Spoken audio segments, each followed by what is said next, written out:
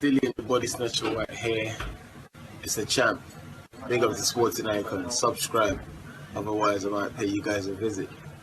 Right, so Dillian Whyte, he does a column for TalkSport, and I'll put it in the description box for you, so go have a read of it after this video. But I'm actually going to be doing two, potentially three parts on this one. One is about him with Tyson Fury. The other one is his thoughts on Anthony Joshua versus Andy Ruiz, and of course the entire card. And of course the other one, which is going to be this video, is Deontay Wilder versus Luis Ortiz. So sit back, grab yourself a coffee. It's going to be quite extensive. So I'm going to read it out for you all. Not that I don't believe any of you guys are capable of reading for yourself. Of course you are. In fact, you're probably better at reading what I am. But regardless, I'm going to do it for you, just for those who can't bother to go over there and read, which is why you come on YouTube. Don't blame me. I'll do exactly the same thing. So anyway, this is what Dillian Whyte had to say about Deontay Wilder versus King Kong Luis Ortiz. So Dillian Whyte, his column. Deontay Wilder has ducked once again. If people don't believe he's running from the big fights now, then I don't know what to tell them. He's fighting Luis Ortiz again because he's a shoe house. It's the easiest fight for him. Ortiz is a fake boogeyman. His best win by far was over Bryant Jennings, who has been knocked out by my next opponent, the unbeaten Oscar Rivas. There's this myth that the ancient Ortiz is avoided, but in reality is that he's turned down multiple offers to fight me. I even have sympathy for Anthony Joshua, as Ortiz turns down fights, then waits until the opponent has another fight arranged before claiming they are avoiding him. He rejected over $7 million to fight Joshua this coming Saturday. I guarantee he's getting a lot less than that for the Wilder rematch. It makes no sense. After Wilder beat Dominic Brazil, Ortiz somehow ended up in the ring and looked old, frail and confused. After hanging around for a few minutes looking lost, he was helped out of the ring by his carers and was overheard talking to himself in Spanish. Where am I? Who are all these people? What are they doing in my house? Wilder's already beaten him, and he knows he'll beat him even quicker this time. What's the point of fighting an old age pensioner again? It's just cruel. Wilder previously told me that I'm going to make you wait 2 years to fight me, and there's nothing you can do about it.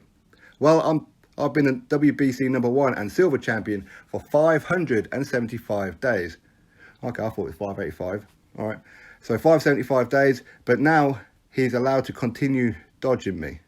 How can you be #1 and not get that fight with a champion for that long? Tell me, what is the point of the rankings? Wilder has been WBC champion for nearly 4.5 years, and he's only fought 2 mandatory challenges in that time. Both of them undeserving and cherry-picked, and who lasted less than a round each. Something is badly wrong there. He acts like he calls the shots with the WBC and can say and do as he pleases. I want Wilder bad, especially after all this nonsense. After all the time I've been spent chasing WBC belt, I want that above all else. So that is Dillian Whyte's statement, or his comment for the column for TalkSport. As I said, I'll put it in the description box. He then goes on to about Tyson Fury and Joshua and that as well. So just sticking with this one, just because you guys don't want me waffling about all 3 of these in one video. Nobody wants to hear me talking for over an hour. In fact, I don't want to be hearing myself for over an hour. Here's what it is. So, listen, some funny moments in that one, in my opinion, with Grandpa Ortiz all looking frail and confused. Where am I? Who are all these people in my house? Yeah, Luis Ortiz did look pretty old. Well, in fact, his last 2 fights, he has looked old.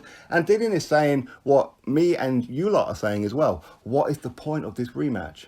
Why? It was only a year ago, and Wilder put a stamp on it at the end. Yeah, it was controversial. Yes, it was a good fight. Would I mind seeing it again? Yeah, at the time.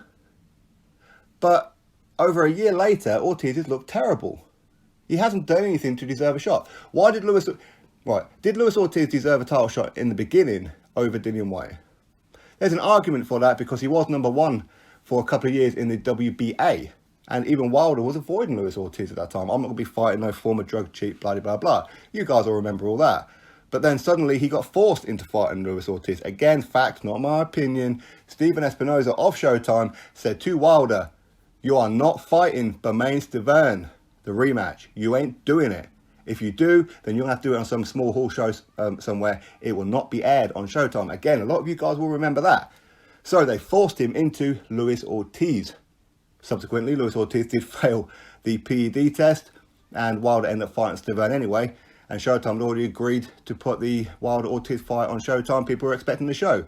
Wasn't long to go. That's why Stiverne was on there. But previous to that, as I said, they didn't even want it on Showtime.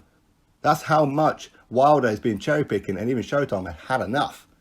So anyway, he fights Luis Ortiz. Luis Ortiz eventually passes the medicals for VADA after the high blood pressure medication thing. They arranged a rematch, all that kind of thing, 1 hour before the ring walk. Again, fact, not opinion, Wilder fans. Fact, 1 hour before the ring walk, Luis Ortiz was failing the medical. He had to get a special exemption certificate or stamp, whatever it is that you get, to be allowed to walk to the room with the whatever happens on your own head be it. So that should tell you everything that you need to know about Wilder's victory. Listen, it was a great victory. It was a great fight. I enjoyed that fight. Yes, Wilder got help from the referee and the medical team. No doubt about it. Even a hardcore Wilder fan can clearly see that. They won't admit it, but they can see that. But ultimately, Ortiz gassed himself out. Wilder punished him. He recovered in himself and punished Ortiz and stopped him. Why do we need to see the rematch again? More importantly, why do we need to see that fight over Wilder versus Dillian Whyte? Dillian Whyte has done a hell of a lot. A hell of a lot. Luis Ortiz's resume is not even close to Dillian Whyte. Not even close. Ortiz doesn't generate the kind of eyes, ears and financials that Dillian Whyte does. Luis Ortiz is nowhere even close to Dillian Whyte. Luis Ortiz has ducked Dillian Whyte on several occasions. I've told you guys this. He has, but people want to talk about how, well, Luis Ortiz said to Dillian Whyte, you should come fight me on the Wilder Fury undercard. When Dillian Whyte already had a headline show penciled in. It was already there. He just needed an opponent because Derek Chisora was messing about. Yes, again, I can agree. It was Eddie Hearn that wanted the Chisora rematch. Why? For financial reasons. It was in-house. Turned out that it wasn't in-house in the end because Derek Chisora ended up signing with David Haye. So that bit did kind of backfire on Eddie Hearn, and he should have made a push, in my opinion, on the Dominic Brazil fight. Had he done that now, then Dillian Whyte would have already fought Wilder, just gone, and Dillian Whyte would be the new WBC heavyweight champion of the world. Then we're talking about undisputed for 2 Brits. Ideal scenario, right? But listen, things in life just don't happen the way everybody wants them to do, unfortunately. So this is the situation we find ourselves in. Deontay Wilder avoided undisputed again with Joshua, and somehow his fans are giving him a pass on this. Don't matter how you look at it, don't matter how you spin it, Wilder has ducked Anthony Joshua. Luis Ortiz ducked Anthony Joshua. He was guaranteed $7 million to fight Anthony Joshua this Saturday with 6.5 weeks notice, when he fought Wilder at 5 weeks notice. Joshua was at the disadvantage in this fight because Luis Ortiz was southpaw. Luis Ortiz is used to fighting orthodox fighters. Joshua not used to fighting southpaws. In fact, he's only ever fought one, to my knowledge, which was Charles Martin. So Luis Ortiz had all the advantages and yet turned down $7 million with a guaranteed fight after for $2 million against somebody else if he lost. But obviously if he'd have won, rematch, you're talking quids in, right? It's what it is. So it's the battle of the 2 duckers is basically what it is. Fact, not opinion, fact. And people can say, yeah, but Dillian Whyte, he turned down Joshua. Yeah, he turned down Joshua.